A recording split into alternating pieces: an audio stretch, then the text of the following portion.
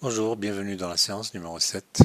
Donc là, on va attaquer la notion de somme de sous-espaces vectoriels puisqu'on a été incapable de rassembler deux espaces vectoriels par le biais de la réunion. Mais il y a une autre opération qui est beaucoup plus naturelle pour les espaces vectoriels qui est la somme d'espaces vectoriels. Alors commençons par la définition.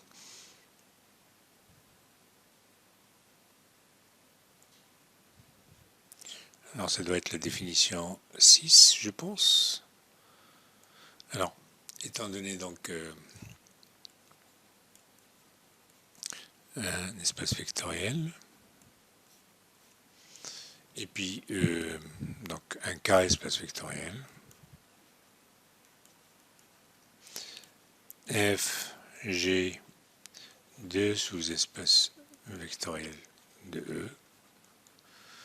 Alors il est important qu'il soit aussi bien sûr donc sur le même corps K, et donc qu'il soit sous le même grand espace vectoriel pour pouvoir faire cette somme-là. Donc on appelle donc la somme des sous-espaces vectoriels F et G est définie par, donc elle est notée et définie par F plus G, mais c'est tout simplement l'ensemble des U plus V avec U appartenant à F et V appartenant à G. Voilà. Alors, quelques exemples simples. Donc, pardon. Exemple. Donc, si on prend F et G, tous deux égales à E, c'est-à-dire l'espace racine, et bien, F plus G dans ce cas-là n'est rien d'autre que E. Tout simplement. Pourquoi? Parce que E est un espace vectoriel. Et puis, les combinaisons, toutes les combinaisons de U et de V qui sont dans E, parce que F c'est E, et G aussi c'est E. Donc toutes les combinaisons vont rester dans E, c'est F plus G n'est rien d'autre que E. Si vous prenez F, donc ça c'est le premier exemple, eh bien vous prenez F égale G, bien entendu, donc si vous faites la somme, ce n'est rien d'autre que F. Vu que F est un espace vectoriel, donc G c'est F, donc F plus G c'est F plus F, c'est égal à F. Donc, étant donné que F est un espace vectoriel, donc toutes les combinaisons U plus V, U appartenant à F et V appartenant à F vont rester dans F. Et vice-versa, n'importe quel vecteur dans F, vous pouvez l'écrire comme U plus 0, puisque F est un sous-espace vectoriel. Voilà, donc un autre exemple, si vous voulez, un peu moins évident. Donc si vous prenez F, par exemple, c'est l'ensemble, disons qu'on est dans R2, donc c'est l'ensemble des X 0, X appartenant à R, et G c'est l'ensemble des couples 0x ou 0y, si c'est une variable muette, y appartenant à R. Et bien si vous faites la somme f plus g, qu'est-ce que vous allez avoir? C'est l'ensemble donc des x0 plus 0y avec xy appartenant à R, donc c'est l'ensemble des xy, x appartenant à R et y appartenant à R. Et bien qu'est-ce que c'est? Ce n'est rien d'autre que R2 tout entier. Voilà, donc ça c'est pour vous illustrer un peu la somme, mais aussi ça laisse sous-entendre que peut-être que f plus g, d'ailleurs c'est pour ça qu'on l'a fait, et préserve la structure d'espace vectoriel. C'est-à-dire si f et g sont des sous-espaces vectoriels, et bien f plus g devrait être des sous-espaces vectoriels. Eh bien oui, c'est vrai. Donc théorème.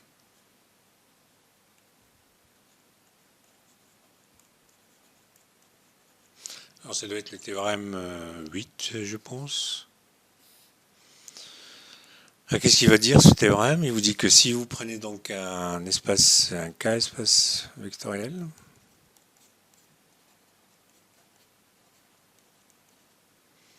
eh bien vous prenez f, g, deux sous-espaces vectoriels, alors f plus g est aussi un sous-espace vectoriel de E. Bien. Faisons la preuve à l'aide de la caractérisation, encore une fois. Donc, première chose à vérifier, est-ce que le 0 reste dans la somme? Eh bien oui, 0, il s'écrit bien comme 0 plus 0, et parce que 0 il appartient à f et 0 appartient à g.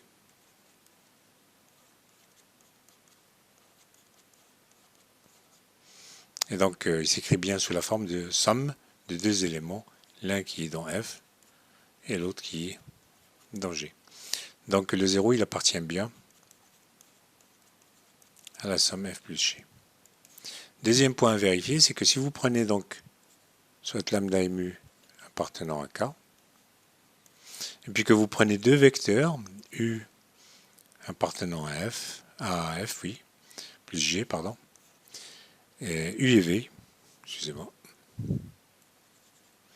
Donc, u et v, deux vecteurs qui appartiennent à f plus g, est-ce que, donc la question, est-ce que, donc, u plus v, lambda u plus mu v appartient à f plus g? Eh bien, allons-y. Donc, u appartient à f plus g. Donc, ça implique qu'il existe donc un, on va dire un x1, ou non. Oui, un x1, on va dire. C'est pas une coordonnée, hein, c'est un premier vecteur qui appartient à f. Et il existe y1 appartenant à g, tel que, eh ben, u il s'écrit comme x1 plus y1. La même chose, v il appartient à f plus g, ça implique quoi? Ça implique qu'il existe un x2, on va l'appeler, appartenant à f, y2 appartenant à g, ben, tel que, donc v il va s'écrire comme x2 plus y2. Bien, donc si vous faites lambda u plus mu v, alors lambda u plus mu v, ben, je distribue tout, donc ça fait quoi? Ça fait lambda x1 plus y1 plus mu fois, c'est pas un bon mu ça, plus mu fois x2 plus y2, mais ce n'est rien d'autre que... Alors je vais rassembler les gens qui sont dans f ensemble et les gens qui sont dans g ensemble, donc lambda plus mu fois x1, et de l'autre côté c'est lambda encore une fois plus mu, et ben fois... excusez-moi, non. Non, c'est pas ça que je voulais faire.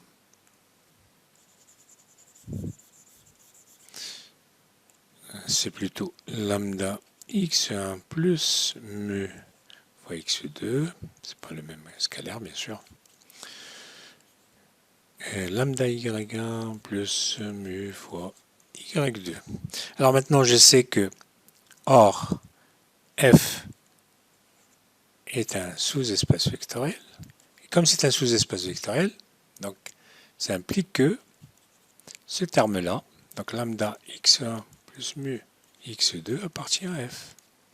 La même chose, G est aussi un sous-espace vectoriel, et bien ça implique que quoi? Ça implique que lambda y1 plus mu y2, il appartient à G, puisque x1, x2, ils sont tous les deux dans f, et y1, y2, ils sont tous les deux dans G. Et donc ça implique que quoi? Donc là, si je note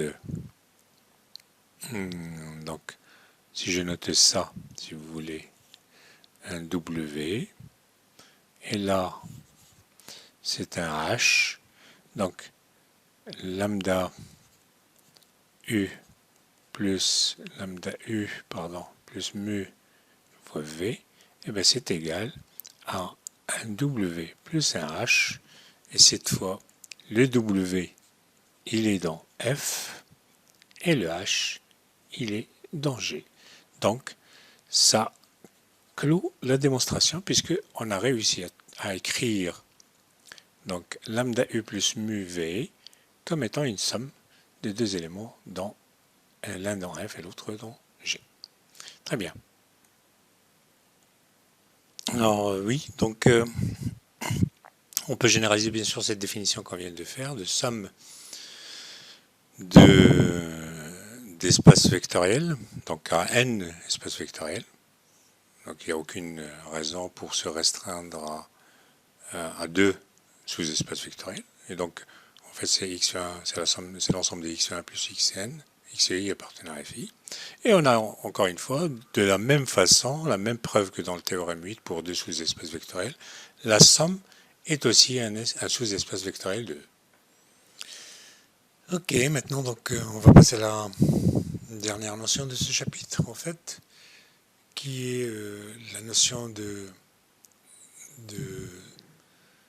somme directe de sous-espaces vectoriels. Alors on dira que deux sous-espaces vectoriels que la somme de deux sous-espaces vectoriels est directe, elle est dite donc directe, et elle est notée avec un rond autour du plus, pour distinguer avec la somme tout simplement. Mais si et seulement si, quel que soit U appartenant à F plus G, il existe une manière unique d'écrire ce U sous forme de X plus Y, avec X un élément de F et Y un élément de G. Cette décomposition est unique, alors dans ce cas-là, on dit que la somme est directe. Alors tout de suite, on a un théorème, je crois que c'est le théorème 10, qui nous dit que, en fait, pour montrer que f plus g est une somme de deux sous-espaces vectoriels, bien sûr, f est un sous-espace vectoriel, g est un sous-espace vectoriel, est une somme directe, il suffit de montrer que f inter g est réduit au singleton 0. Alors essayons de faire la preuve assez rapidement, puisque ce n'est pas très très difficile. Alors allons-y, donc faisons l'application dans ce sens. Supposons que f plus g est une somme directe. Alors, une somme directe, ça veut dire que tout élément de f plus g se décompose d'une manière unique, comme ça. Et essayons d'en déduire que le seul élément qui appartient à l'intersection, c'est l'élément 0. Bien, alors, donc on commence par prendre un élément U appartenant justement à f plus g. Alors, comment on peut écrire cet élément?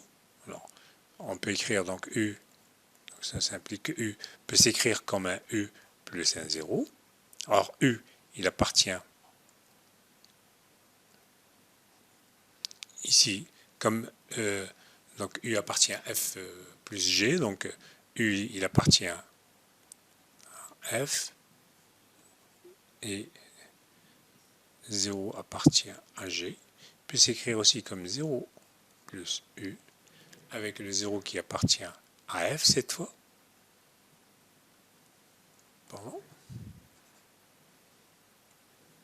0 qui appartient à F. Et c'est le U qui appartient à G. Alors, comme la somme est directe, la décomposition devrait être unique, d'accord? Et ça implique quoi? Donc, car la somme est directe, ça implique que quoi? Que U, c'est égal, parce que U doit être égal à 0, et 0 doit être égal à U. Donc U est en fait égal à 0. Donc, si U appartient à F inter G, pardon, là je me suis trompé, donc en fait c'est F plus inter G, ce n'est pas plus G. C'est pour ça qu'on l'a écrit de cette manière-là. Alors, donc U est égal à 0 aussi. U appartient à F inter G, alors U est égal à 0. Donc en fait, ça veut dire quoi? Ça veut dire que F inter G est inclus dans le singleton 0. Donc, comme F inter G contient déjà le 0, donc forcément ce n'est pas le vide, donc c'est égal au singleton 0. Donc l'implication dans ce sens-là est faite. Maintenant, faisons l'implication dans l'autre sens. Donc supposons que l'intersection de f et g est réduite à 0, et montrant que f plus g est en somme directe. Ça veut dire que n'importe quel élément il va se décomposer d'une manière unique, comme étant somme de deux éléments, l'un dans f et l'autre dans g. Ok, alors prenons deux éléments dans f plus g. Donc on va dire par exemple x, on va prendre cette couleur, le bleu, x plus y, voilà, donc soit x plus y appartenant à f plus g, qui va être égal par exemple à un autre x' plus y'. Donc x dans f, y dans g, la même chose, x' dans f, y' dans g. Alors supposons qu'on a un élément qui s'écrit justement de deux manières différentes, x plus y égale à x' plus y', qui appartient à ce f plus g là. Alors, donc, soit, on peut ajouter ici un soit. Alors qu'est-ce qui va se passer? Eh bien, on peut manipuler cette formule-là de telle manière à passer les éléments de f ensemble et les éléments de g ensemble. Donc ça va nous faire quoi? Ça va nous faire x plus l'opposé de x', donc moins x', qui doit être égal à y', plus l'opposé de y, donc moins y. Or, x moins x', il est dans f, y' moins y, il est dans g. Or, nous, on est parti de l'hypothèse que f inter g est réduite au singleton 0. Et cet élément x moins x', qui est égal à y' moins y, donc il appartient à la fois à f et à g. Donc ça implique que x moins x' appartient à f inter g, et ça doit être x moins x' égal à 0, ce qui impliquerait donc que x est égal à x'. De même, de la même façon, y' moins y égal à 0 impliquerait donc que y' doit être égal à y, et ceci, bien entendu, termine la démonstration qu'on a voulu faire, puisque ça veut dire qu'en fait, on ne peut pas avoir deux écritures distinctes du même élément qui appartient à la somme. Bien, très bien. Donc, toutes ces notions-là peuvent se généraliser, bien entendu, à la dimension, donc, que ce soit la définition de la somme directe,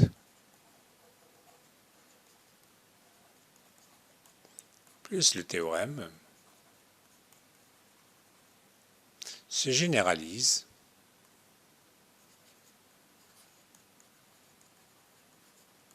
toutes les deux à n sous-espaces vectoriels sans peine.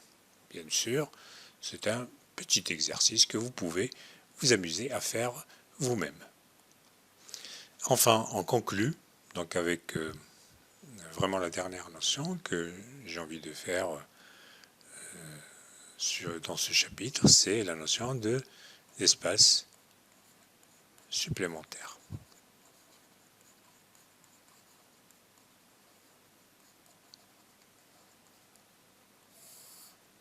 Alors, on dira que f et g, donc deux sous-espaces vectoriels de E. Alors, f et g sont dits supplémentaires.